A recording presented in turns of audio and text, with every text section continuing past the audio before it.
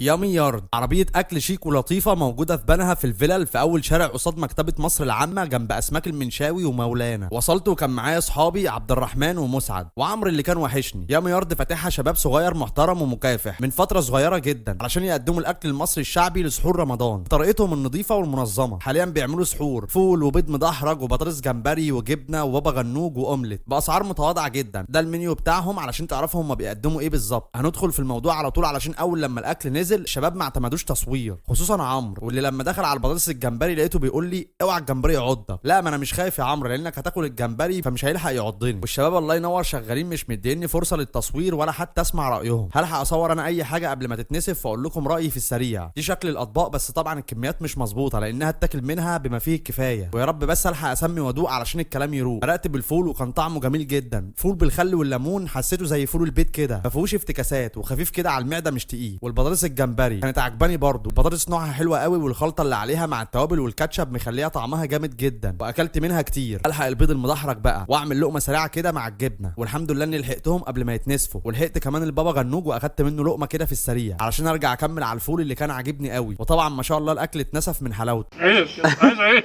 ولما سالتهم الاكل فين انكروا كلهم وبداوا يرموا التهم على بعض. بس كلهم قالوا لي رايهم وان الاصناف كلها عجبتهم. بس مسعد كان عاجبه اكتر حاجه البيض المدحرج والاومليت. وعبد الرحمن قال لي انه عجبه البابا غنوج والشكشوكه والبطاطس الجمبري. عمرو طبعا عجبه كل الاصناف وتقريبا هو اللي نسف الاكل. بالف هنا يا حبيبي. وانا بالنسبه لي كان عاجبني الفول قوي والبطاطس الجمبري. كلنا انبسطنا من اكل يامي يارد وشجعناهم يكملوا وربنا يوفقهم. وبالمناسبه عرفت انهم هيشتغلوا بعد رمضان وهيعملوا برجر وسندوتشات وشغل مختلف. ان شاء الله نجيلهم بعد العيد ونشوف ايه الجديد. كل سنه وانتم طيبين جميعا ومع السلامه يا غاليين. اشوفكم في فيديو قريب وجديد.